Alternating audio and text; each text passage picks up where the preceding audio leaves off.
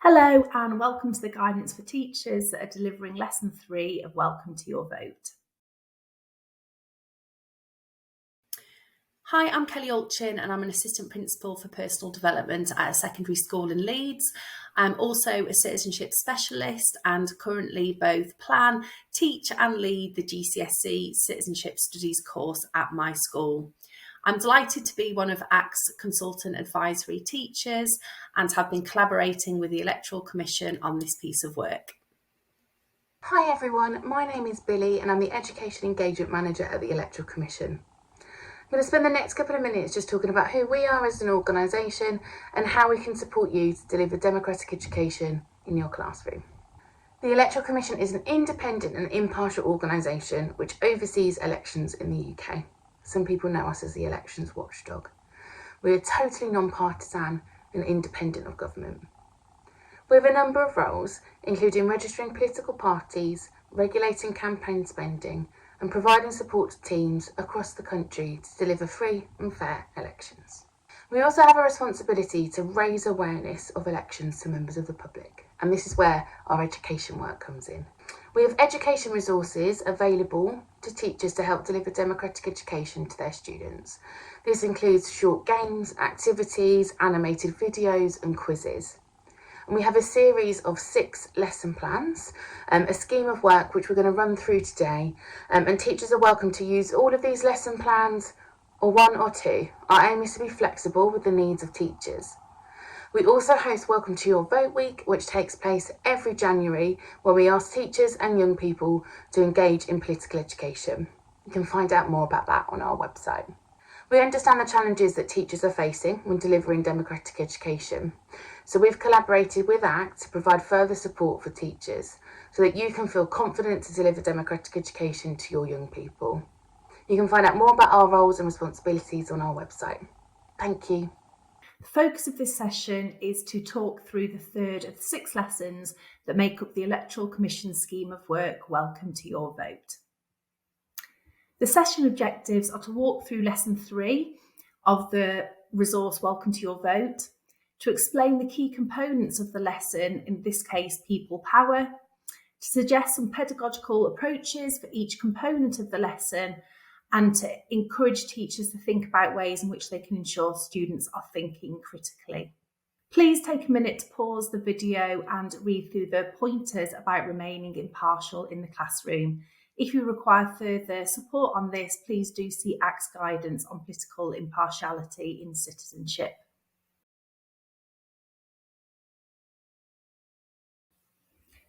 So this is the third lesson from the Commission on Welcome to Your Vote, entitled People Power. During the lesson of People Power, we'll be thinking about how could young people be encouraged to register to vote. And by doing that, we're going to really explore some opinions. So this lesson includes lots of discussion and debate, which is a real key skill in citizenship. And it's actually a real key skill in politics as well. Thinking about ways in which we can improve our democracy, thinking about any concerns students might have around the current state of affairs in terms of democracy, their opinions about it, their knowledge about it, what they know, what they don't know, and also providing students with discussion points that they could use in their campaigns in the future. So when students are having this debate in the classroom about democracy, some of those ideas and some of those arguments might give students ideas later on in a series of lessons when they have to think about their own campaign to encourage young people to register to vote. The learning objective for this lesson is to discuss the importance of voting. So it's very, very much a lesson that's focused on debate and discussion, so really promoting that oracy within the classroom. The lesson provides some ideas and some suggestions in terms of creating a real safe climate for learning and establishing ground rules. It's really important that you take time to go through this with your students because, as I've already mentioned, there's a lot of debate and discussion here around politics, and there are going to be different opinions within the classroom, and it's really important that all of your students feel safe. Ground rules are absolutely key so that students feel able to make their comments in a safe way.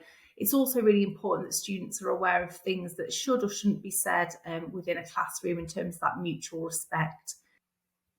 It's also really important that as a teacher, you know your students and you've got that relationship with students. I wouldn't be suggesting that this activity or this lesson was completed by a teacher that had only just met that class, because it's good for you to have an idea of who might be the quieter students in the class, who might be more argumentative, where might there be clashes of opinion, so that you can navigate that and be aware of that and kind of monitor that within your classroom and ensure that things stay respectful. So really, really important stage of the lesson is to develop those ground rules and ensure that all students understand. So what students are going to do here is look through some statements, and they're going to think about actually what their opinions are about that. So the term we like to use often is, what do you think about that then? Literally just keeping it nice and open and getting students to talk about and explore what they think about the statement that they are being shown. Students can think about if they agree with it, if they disagree with it, if it makes them feel any emotions at all, and to try to explain why. So let's explore some of those together.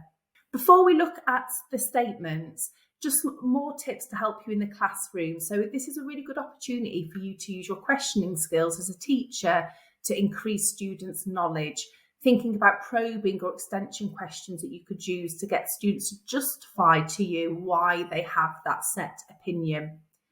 You can also think about the types of questions you're using. So if you've got students in the classroom that are quiet, you might ask them a closed question, whereas your more confident students, you might ask an open-ended question.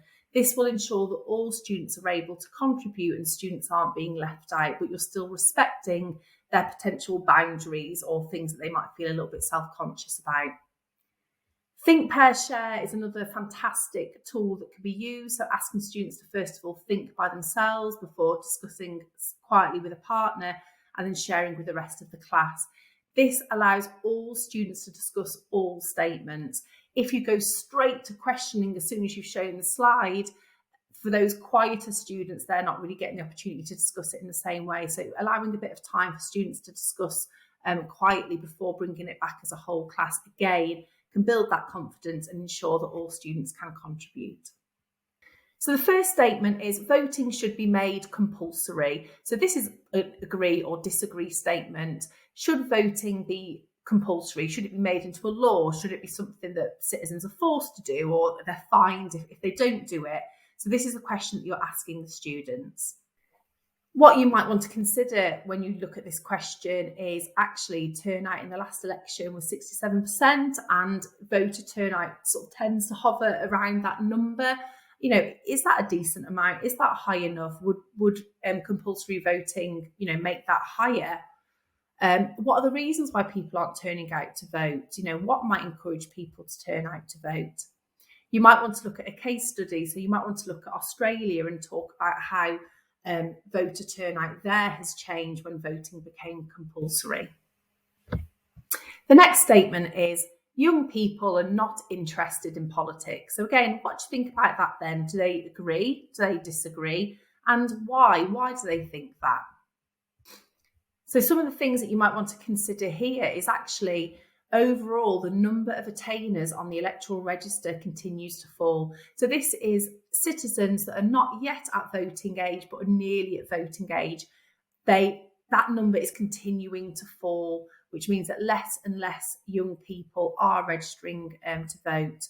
So why is that? Is it because some young people might find voting and politics boring? And if so, why is that the case? Why is it that some young people might feel more passionately about politics?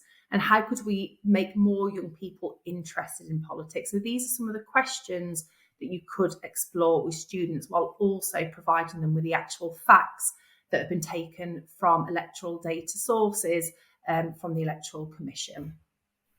So this statement is quite a big statement, really, because this is global. Not everyone in the world has the right to vote. So it's telling students that at this moment in time, not everybody in the world does have the right to vote. So this could be quite a controversial statement for students to start discussing. So really remember those ground rules. So at this point in the lesson, it might be quite nice for you to actually, first of all, ask students, do they know about any other countries where voting rights are different to what they are in the UK, see what students might know. And it's also a good idea for you to have some ideas ready to share with students.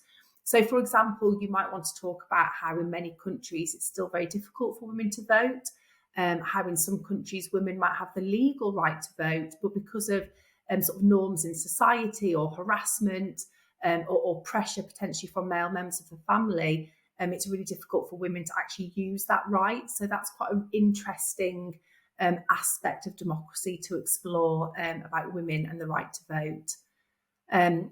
In Mississippi, which is quite interesting, citizens can't vote if they've ever been charged with certain crimes. So this isn't just about people not being able to vote if they are in custodial sentencing. So if they're in prison, this is about people completely losing that right to vote. Is that fair? What do students think about that? And of course, North Korea is always a really interesting case study to explore with students, where actually citizens do take part in elections, but that actually there isn't choice, that there isn't an alternative option for citizens to vote for. So actually, is this true rights? Have they got true rights? So this is quite a complex but really interesting thing to explore. Obviously, please do be mindful of students within your classroom, especially if you teach in a very diverse school, to make sure we're being respectful to other countries and really remembering our ground rules. So this statement is: young people in Wales and Scotland can vote at the age of 16 in some elections. So you're asking students what they think about that. And it's, do they care? Do they think that's fair? Do they think that's right? So ideas that they've got around that and what their opinions are about that, because Wales and Scotland, that's not very far away at all, but a very, very different voting age. And it's really getting students to consider their opinions about that. So again, be ready to tell them what they can and can't vote in. So the idea that they can vote in local elections and Scottish Parliament elections. So they still can't vote in general elections. It's really important that students know that and understand that. But it does mean that young people from Scotland and Wales are able to vote for people to represent them at a local level. You might at this point want to remind students about, local services and what local councils do and how that impacts young people. It might also be worthwhile asking them if they think that encourages people to register to vote. If in this country the voting age was lowered in the same way, would it maybe encourage more younger people to vote? And ultimately, do students think 16 is the right age to be able to vote? This is a really, really controversial statement, and people will have lots of different opinions regardless of their age. There'll be some teenagers that think that 16 is too young, some people that think that's a perfectly fine age. Some students might even think it should be younger. So it's really interesting to explore that idea of 16 and maturity and whether or not students think that is the right age to vote, or if actually 18 is more suitable. The minimum age for voting in UK Parliament elections is 18. So bringing it back to, general elections and the age being 18 and seeing what students think about that. So a lot of it is quite similar to some of the points that might have been discussed before, that idea of maturity and the age of 18 and whether they think that is a suitable age or not. It's quite interesting here to talk about and think about age restriction laws, because it is quite interesting in the UK that there are set laws to be able to do certain things or buy certain things or go to certain places, and they can be quite complex and quite different. So, for example, in the UK, you might talk about how students can consent to have sex at 16. They can gain employment before they're 18. That actually the age of criminal responsibility, where they could be charged with an actual criminal offence, is 10. So, some really interesting differences of ages here. And it'd be interesting to see where students feel voting sort of fits within that. It might also be quite interesting to mention to students that it's 18 here, but it's not 18 everywhere. And that some countries have voting ages that are younger than 18, and that some countries have voting ages that are older. It might be quite nice to maybe research a few countries to give them actual up-to-date ages and statistics. or you might ask students if they know of any countries or if they can guess of any countries where the voting age might be different, to really engage them with this statement. Politics is boring. Again, this is something, it's very much an opinion-based question. Why do some people find it boring? Why do some find it interesting? Is it due to a lack of understanding and not actually understanding what politics is? Is it an idea of sometimes young people don't feel as though they're represented in politics? It's not so much that they find it boring, but they might view it as something that posh, rich people are involved in, and therefore it doesn't represent them. Do some students struggle to see the links between politics and things that impact their lives? So if students don't see the link between politics and real life, it might seem abstract, and therefore it might come across as boring to young people, more because they don't understand it. What students are then tasked to do is to split into groups and prepare for a debate about whether people should or shouldn't vote ultimately. Think very carefully when you're setting your groups to make sure you've got a good mix of students and that everybody is happy and is able to contribute. So everybody should use their voice, everybody should vote. So here it's getting some suggestions and some discussion and getting students to consider why might people agree and why might people disagree. And there are suggestions on how to run this debate provided within the lesson plan. This is a real skill, a real critical thinking skill, because it's really encouraging students to think about both sides of the argument. It's really good sometimes to give students the side of the debate to argue that they don't actually agree with personally themselves, because again, that really tests them and that really pushes them to think critically. You may wish to print out some of the statement slides from this lesson to have available on the table to support students with their argument, because they might want to use some of those ideas within their debate. Students are then provided with information on how do you vote. So students are able to get that real information about actually what happens during the process, because it could be that for some young people, not fully understanding what's going to happen to them on the day of an election and the day when they have to go to vote can be quite daunting and quite scary for young people. This is also a really fantastic opportunity again to provide students with a link where they can actually go on themselves and start registering to vote so that they are able to vote when there is a general election. When we're thinking about how could young people be encouraged to register to vote, when they're watching this video, it's really important that the first time they are just listening and they're not trying to make notes, because they're going to really struggle to get all of the key information. So play the video first and let them just listen. And then on the second time, they can start making some notes. The videos are short, so you'll have time to do that.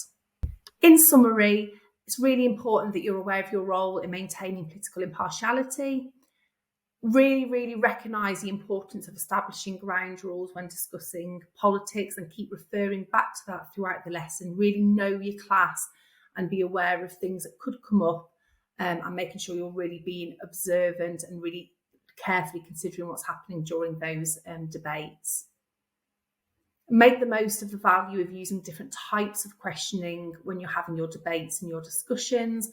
Consider using approaches like think, pair, share to really personalise contributions and deepen students' knowledge.